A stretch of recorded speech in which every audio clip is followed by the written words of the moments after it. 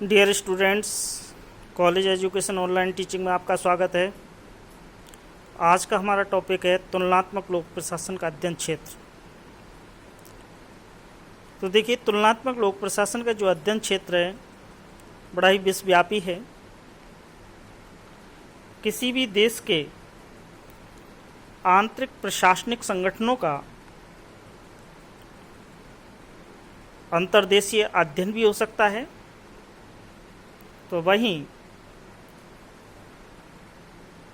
दो या दो से अधिक देशों के मध्य अंतर्राष्ट्रीय अध्ययन भी किया जा सकता है।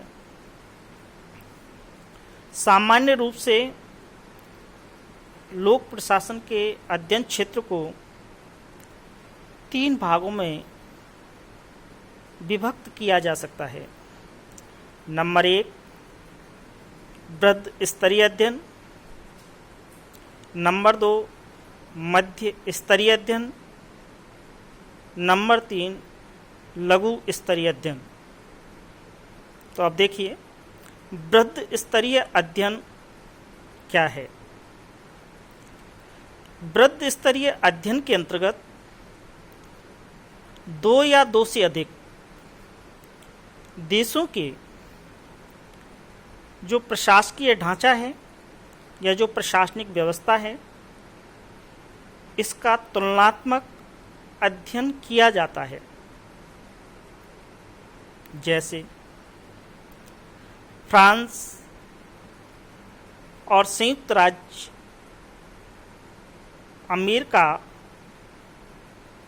की प्रशासनिक व्यवस्था का तुलनात्मक अध्ययन करना, या भारत और ब्रिटेन की प्रशासनिक व्यवस्था का तुलनात्मक अध्ययन करना।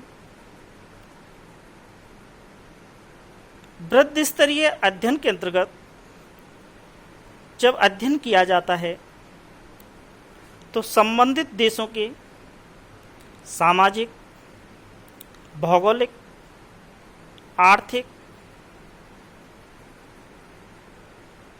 एवं राजनीतिक पर्यावरण के साथ साथ वहाँ की प्रशासनिक विशेषता, उस प्रशासनिक व्यवस्था की कार्यप्रणाली का अध्ययन किया जाता है। दूसरा देखिए, मध्य स्तरीय अध्ययन। मध्य स्तरीय अध्ययन न तो अत्यंत व्यापक होते हैं और न ही अत्यंत सूक्ष्म।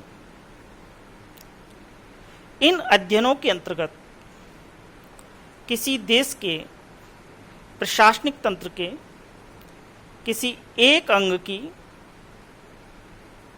दूसरे देश के उसी भाग से परस्पर तुलना की जाती है।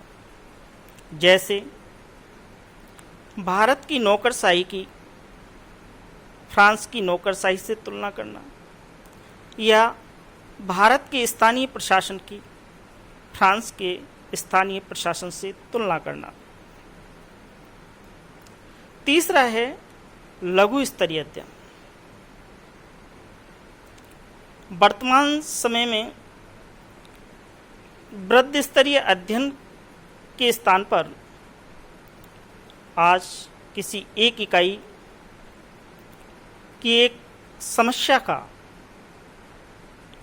गंभीर व सूक्ष्म अध्ययन करने की प्रवृत्ति बढ़ रही है।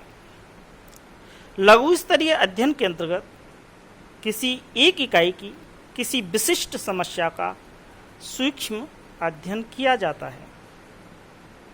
जैसे हड़ताल करना, भ्रष्टाचार, रिश्वतखोरी, प्रशिक्षण की पद्धतियाँ इत्यादि का सूक्ष्म एवं गहन अध्ययन किया जाता है।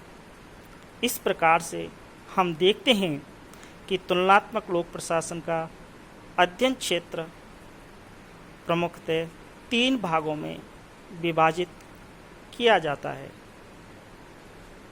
नंबर 1, वृहद स्तरीय अध्ययन। नंबर 2, मध्य स्तरीय अध्ययन। और नंबर 3, लघु स्तरीय अध्ययन। Thank you.